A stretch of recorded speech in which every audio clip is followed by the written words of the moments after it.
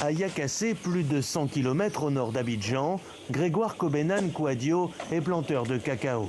Jusqu'alors, afin d'assurer ses besoins et ceux de ses 5 enfants, il défrichait la forêt pour augmenter l'espace cultivable, ses rendements et par conséquent ses revenus. Mais depuis un an, le jeune producteur s'est converti à l'agroforesterie, une technique qui associe l'introduction d'arbres d'autres espèces au sein de la cacaoyère. L'introduction d'arbres forestiers de la cacaoyère crée un microclimat, c'est-à-dire à travers par exemple l'ombrage que ces arbres apportent, le cacao en bénéficie et le rendement augmente. Donc si on suit cette logique-là, vous comprendrez que le paysan n'aura plus besoin de défricher d'énormes superficies pour avoir la production dont il a besoin pour le revenu qu'il a actuellement.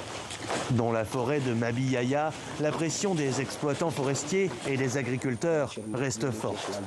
Face à l'urgence climatique, la coopérative locale tente une révolution auprès des cacaoculteurs, en les sensibilisant et les initiant à l'agroforesterie. Nous, on a constaté qu'aujourd'hui, nous n'avons plus pratiquement de forêt dans notre zone.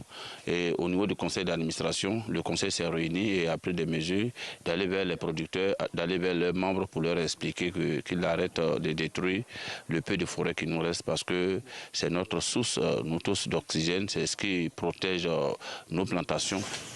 Un an après son lancement, l'initiative commence à porter ses fruits.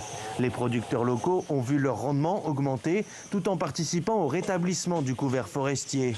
Mais il reste encore beaucoup à faire pour retrouver les 13 millions d'hectares de forêt perdus en Côte d'Ivoire en près de 60 ans.